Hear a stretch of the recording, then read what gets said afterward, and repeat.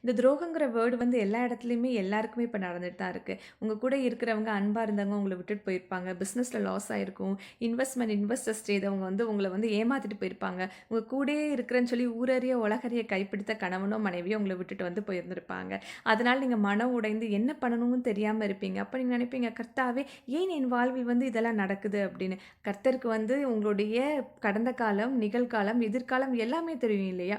அவங்க வந்து ஒரு சில பிரிவினை கொண்டு போறதுக்கு காரணம் என்னன்னு தெரியுமா? அந்த சிச்சுவேஷனால உங்களோட வாழ்க்கை அழிந்து டெஸ்ட்ராய் ஆகாம இருக்கிறதுக்காக, உங்கள பிரிவென்ட் பண்றதுக்காக கூட கர்த்தர் இந்த மாரியான இடங்கள்ல வந்து உங்கள வந்து கூட்டிக் கொண்டு செல்வார். ஒரு வசனம் நான் ரீட் பண்ணணும்னு நெனைக்கிறேன்.